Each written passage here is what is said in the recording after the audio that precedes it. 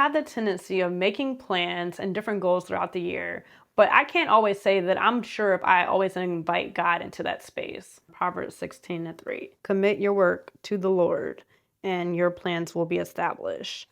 I also wanted to read that from the Amplified version as well. I stated this in another video before that the Amplified Bible is actually one of my favorite versions of the Bible because it does break things down and go more in depth into the meaning and just pull out some things in text that just sheds light a little bit more to me. Proverbs 16:3 in the Amplified says, commit your works to the Lord, submit and trust them to him, and your plans will succeed if you respond to his will and guidance. And so I really love the way that that reads because it says, commit our works to the Lord. Now, I don't know about you, but a lot of times I will focus on different tasks or I will plan out different goals for the year. And although I was inviting God in that space, I wasn't always inviting God into the plans that he had for me versus trying to get him to support and back the plans that I had for myself. What I really love about Proverbs 16:3 is it reminds us to make sure that we're committing the things that we're doing,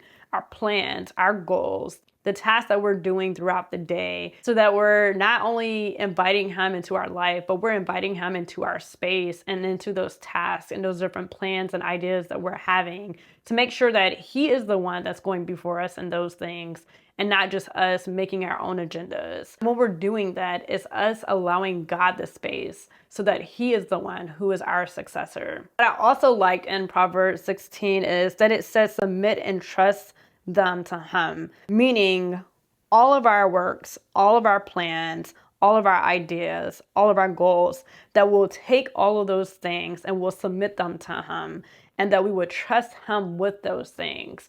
Meaning that when we're inviting him into a space and we're inviting him into those plans, that he is the one who gets the reign. He's the one who gets to decide when and how they're carried out and how they come to pass to be successful. This verse also reminds us that our plans will succeed if we're responding to God's will and to his guidance. And that in itself is something that's so important. I can get really caught up into my ideas and the plans and goals that I have.